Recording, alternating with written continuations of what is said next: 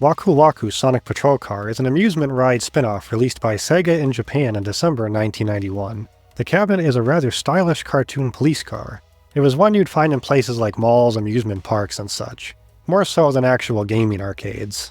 Let's find out what this thing is hiding inside. The scene is set with Sonic jumping out of a police station. He introduces himself and says he's on patrol to protect the peace of the city, and this makes it the first time Sonic has ever spoke. These voice samples really do sound good and actually are close to what he sounds like today.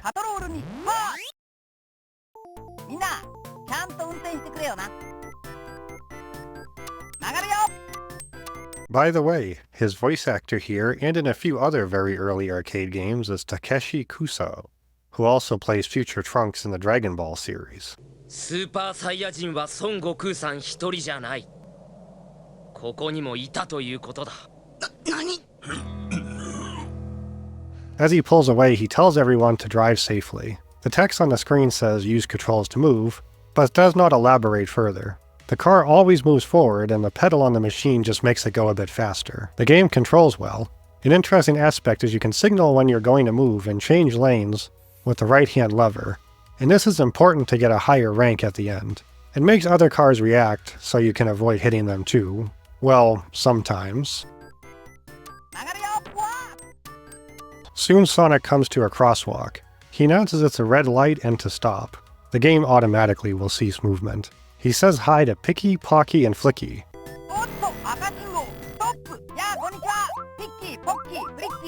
who are the pig, rabbits, and birds respectively, by the way. The light turns green and Sonic states we can go. You drive for a bit on a straightaway as the cabinet itself sways side to side to simulate the motion of a real car. Eventually, you'll run across a red car that smashes a taxi out of the way as Sonic shouts, "Look out!" It's unsurprisingly Robotnik, or Dr. Eggman as he introduces himself to be here in Japan,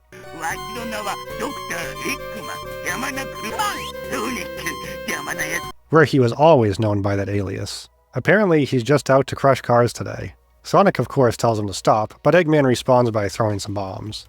This is where you want to press the siren button to show off you're in pursuit, and the actual cabinet itself does have lights built in to flicker as well outside. What a great touch! When the battle starts, you'll want to activate Turbo with the left joystick and hit the spin attack button. Sonic will jump forward while the Turbo keeps him close enough to effectively stun lock Eggman. If the bombs hit Sonic, the car will spin out. As you can imagine, this affects the ranking. Hit Eggman 8 times and he'll run off. Sonic will politely not run him over, and pull into a nearby police station where he says thanks. The patrol is over, and tells the player to be mindful of the rules of the road. After which you're quickly given a score of 1 to 5. I personally got a 4 on the first try. After that I often got 3s and a few 4s. I did manage to seemingly fluke a 5 where Sonic says you are a super policeman, and drops a soy face. I swear it requires a bit of RNG, and I think what made the difference was on that very first road. Signal as soon as you gain control and switch right away. You can't wait for a car to pass like in real life, funny enough. The game just wants you to pull over immediately. That's safe. After that, just drive straight and be sure to hit the sirens upon seeing Eggman, and get all 8 hits in. That's all I did at least. You might have noticed as well, the left-hand lane where you first dropped into says 30, while the road after the street light says 50. Hitting the gas pedal in that first lane I think will also lower the score. But what was even more tricky was the 1 or 2 stars, believe it or not. I just kept getting 3s and started to wonder if it was even possible to get lower. You can even let Eggman get away and still get 3 stars. Like maybe the developers just didn't want kids to feel bad? They are real, however. But you need to crash 20 plus times for 2, and something like 40 for 1 star. There isn't even enough cars to hit for this. You need to just keep the wheel to the side and slam into the wall over and over again. All that happens is Sonic shrugs and says that's no good anyway. The graphics are really nice in this game. I actually kind of dig the slightly muted colors. I love the large detailed sprites showing personality. Sonic's signaling to turn looks particularly great. The cars and streets remind me of classic toys, like some Hot Wheels I had as a kid. It's all running on Sega's System C2 hardware, which is a souped up Mega Drive for the arcades. Far as music goes, it's just Green Hill and the Boss theme ripped straight from Sonic 1. The game was part of a larger line of machines, all with the title Waku Waku, and featuring a machine to pilot. The word Waku Waku means exciting. It's sort of an onomatopoeia for the feeling of excitement, to be specific. In the lineup was a jumbo jet, a safari ride, and another car where you drive with Anpan Man. I couldn't find how many machines were produced. It was listed in amusement magazines through 1994, so it spent a few years on the market.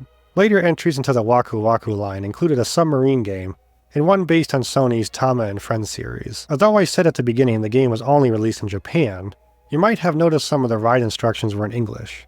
That wasn't me editing things. There have been models with English found in the wild across parts of Asia, India, Australia, and even reports of a couple in North America. In all accounts, the game itself was still in Japanese. I assume Sega was planning to put it out internationally and just chose not to. But some art was ready, so shipped off a few anyhow. I think the first time someone found this in the wild, and actually recorded it for the internet, was Gavin Hugh in 2012. I'll provide a link to his blog post with videos and pictures in the description. It was thanks to his footage I figured out how it was controlled. Unsurprisingly, this game has never been ported to any other platform, but the ROM ended up being preserved. In 2015, a collector from the USA named Will Mevid bought a cabinet from Japan. The machine cost $350, but shipping brought it up to over $5,000. They launched an Indiegogo that unfortunately only ended up earning $100. Still, they bought the cabinet. Hopefully that backup plan of selling Sonic merch on eBay helped cover the costs. If you're watching out there, Will, thank you. And finally, for how to rank this game. This really is a case of where I need to judge it based on what it's intended to do. It's a children's game for a cute little diversion while out. I know lots of people love to laugh at and take a dump on kids' media, sometimes literally, but I'm not going to do that. I was a kid once and I would have thought this was amazing. In fact, if I ran across it now, you bet my behind would be in that seat. It does fit adults after all, so I'm going to give it a C. Putting it any lower would be disingenuous. It has a cool cabinet, is an interesting piece of history, if you're a Sonic fan anyway, and succeeds at what it sets out to do. Teach kids a few rules of the road in a fun way. 覚えているソニック。今日のパトロールはこれでおしまい。みんなは交通ルールを守ってね。じゃあみんな、また会おう。Thank you。君はスーパーおまわりさんだ。